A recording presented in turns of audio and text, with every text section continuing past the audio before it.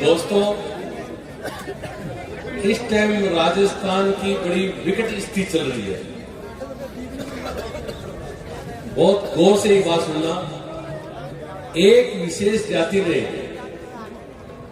पूरे सिस्टम को कैप्चर कर लिया।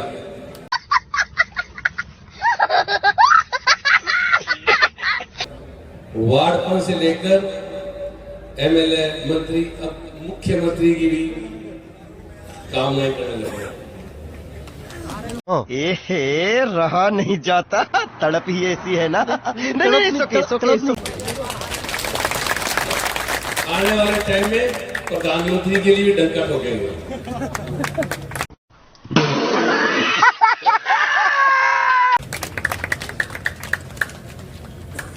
पूरी राजनीतिक में कब्जा कर लिया, इकोनॉमिक पूरा कब्जा कर लिया और ब्यूरोक्रेटिक कब्जा कर लिया। ये सब भाई आरक्षण लिए बैठे हैं और आरक्षण मिला कहाँ है?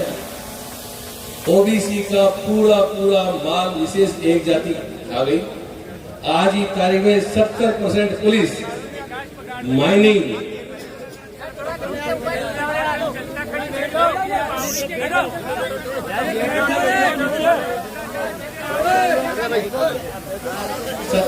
पुलिस, 70% माइनिंग, 70% रेवेन्यू, 70%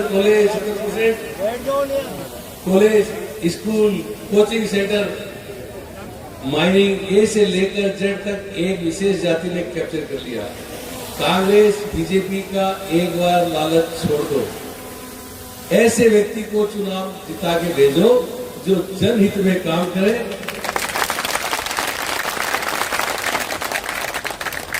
जैसे वो लोग जाट करते ना, तो उसको भूल जाओ। 35 कौम एक साथ हो जाओ। आज के बाद कोई जातिवाद नहीं,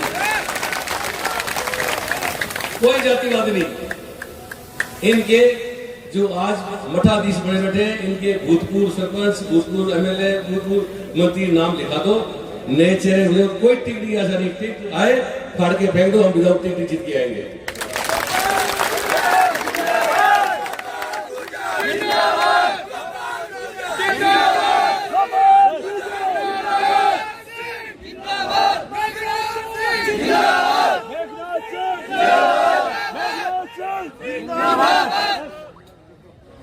आज मैं आपको एक गुजरों के और राजपूतों का रिश्ता बताने जा रहा हूं। वो आपको ही समझ लेना चाहिए। और वो राजस्थान का है। पन्ना धाय ने बलिदान किया था जब उदय सिंह बचा था। उदय सिंह नहीं बचता तो महाराणा प्रताप नहीं होता। महाराणा प्रताप नहीं होता तो राजस्थान की शान किसी कीमत में बदलने वाली होती।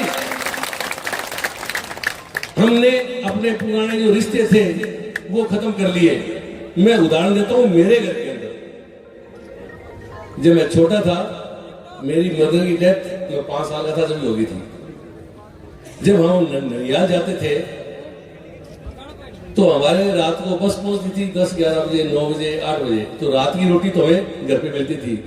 सुबह उठते ही मेरे मामा मामी ये बोलते, जा भाई गुजरी दादी के दही रोटियां खा के आओ। उनके दही रोटियां नहीं खाते थे तो हमें दिन में खाना नहीं मिलता था। ये एक संस्कार थे, ये संस्कृति थी। इसको अपन गए भूल, उसको गए भूल। जातिवाद की भावना फैला रहे। अब प्रजातंत्र है, इसमें जातिवाद चलने वाला नहीं है। तो मेरा गुर्जर समाज से एक रिक्वेस्ट है, जितने ब्राह्मण, बणिए, एसटी, एससी, ओबीसी, मुसलमान भाई, सबके जाके पैर पकड़ लेना।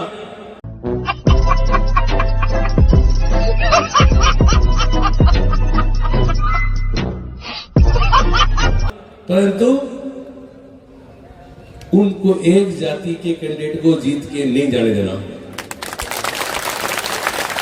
इतना स्पष्ट मेरे जैसा, और मैं भी कपल बांध के चल पड़ा हूं। सबसे ज्यादा मेरे को छोड़े को है, आप लोगों को छोड़ेंगे नहीं। कभी मेरा बुरा वक्त आए तो जिस प्रकार आप झूम इकट्ठे हो वैसे हो जाना।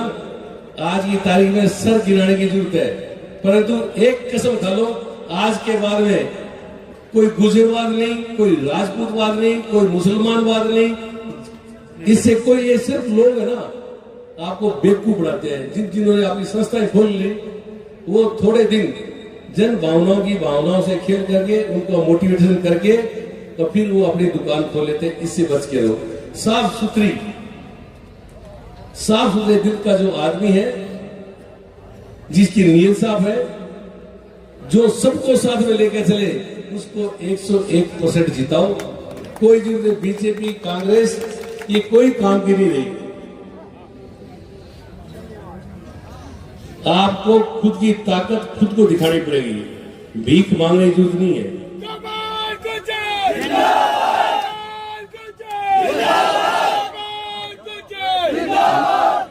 नदी नालों की पहचान जब तक रहती है जो खुद के भाव में चलते हैं। समुद्र में मिलने के बाद में उनका अस्तित्व खत्म हो जाता है। तो मैं गोपाल भाई से एक रिक्वेस्ट करना चाहूंगा कि ये भगवान इनको जिताए, सब जाति के लोग मिलकर जिताए, और जिताने के बाद में विधानसभा में जाए तो पहला एक ही क्वेश्चन करे कि जो जाति ओबीसी का आरक्षण खाके साधन संपन्न हो गई है, वो आरक्षण वापिस ओबीसी के लोगों को सिलेंडर कर दे। नहीं तो ये जनता सिलेंडर करवाना जानती है। अदरवाइज आपकी आने वाली पीढ़ियां, जब प्रशासनिक किसी एक जाति विशेष का हो जाता है, वो संविधान अलाउ नहीं करता, तो फिर आप क्या करोगे? पीएम बन जाएगा, सीएम बन जाएगा, एमएलए बन जाएगा, उसकी वैल्यू क्या है? काम तो पटवारी को, तहसीलदार को, कलेक्टर को, इनको करना है।